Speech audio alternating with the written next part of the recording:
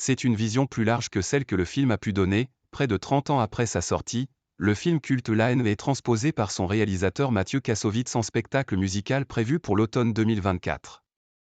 Vinz, Saïd et Hubert, Vincent Cassel, Saïd Tagmaoui et Hubert Koundé en 1995 sur grand écran, seront incarnés par des acteurs danseurs-chanteurs à partir du 10 octobre 2024 à la Scène Musicale, en région parisienne. Ces figures de banlieusards cabochards qui finissent par se heurter à la violence policière prendront de nouveaux traits après un casting qui a vu défiler environ 3000 personnes pour ces 3 rôles principaux, comme l'explique Mathieu Kassovitz à l'AFP. Le metteur en scène et ses équipes préparent cette transposition scénique depuis 2 ans. Le projet était déjà bien lancé au moment de la mort de Naël, 17 ans, tué fin juin par un policier lors d'un contrôle routier à Nanterre. La mort de Naël est différente de ce qui se passe dans le film, note de la rédaction, elle a été filmée. Mais ça fait 30 ans qu'on m'appelle tous les mois pour commenter une bavure, ce n'est pas quelque chose de nouveau, déroule celui qui est aussi acteur. Ces images rappellent à tout le monde que ça n'a jamais arrêté, c'est pour ça qu'on a cette affiche. On y lit La Haine, jusqu'ici rien n'a changé. Jusqu'ici tout va bien. Une référence à la célèbre voix off du film, c'est l'histoire d'un homme qui tombe d'un immeuble de 50 étages. Le mec, au fur et à mesure de sa chute, se répète sans cesse pour se rassurer, jusqu'ici tout va bien, jusqu'ici tout va bien. Même si ça s'appelle plus La Haine plus, c'est plutôt plus bon feeling plus, comme dans le film, à part les 10 dernières secondes, fin tragique, note de la rédaction.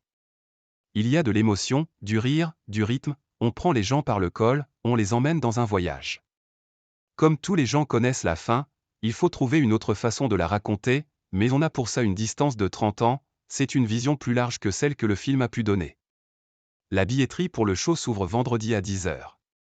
Le planning est de plus en plus serré mais on est pas mal, commente Casso, 56 ans, qui se remet d'un accident de moto en septembre. Je vais bien, glisse-t-il. Le spectacle de 90 minutes, peu ou prou comme le long métrage, doit mobiliser une trentaine de danseurs, chanteurs et comédiens. Il y aura une quinzaine de chansons originales créées pour l'occasion par une dizaine d'artistes. Le tout en 14 tableaux. Mélange jamais vu. Pour les gens de la com, il ne faut pas dire que c'est une comédie musicale, car ça fait un peu ringard, mais c'est une comédie musicale dans le sens où ça raconte une histoire en musique et chanson, inspirée d'un film qui ne l'était pas. La scène musicale fut récemment le lieu du retour au premier plan de l'opéra rock Starmania. Mais les comparaisons s'arrêtent là à entendre le maître d'œuvre. C'est plus moderne qu'une comédie musicale de base avec des chanteurs qui arrivent, qui déclament, le hip-hop permet une approche plus naturelle, c'est logique qu'il y ait un échange en musique, alors que dans Plus les parapluies de Cherbourg Plus, il n'y a aucune explication quand des gens chantent au milieu des scènes. Le metteur en scène promet une interaction avec des écrans qui sont des décors qui bougent, un mélange de technologie et de live.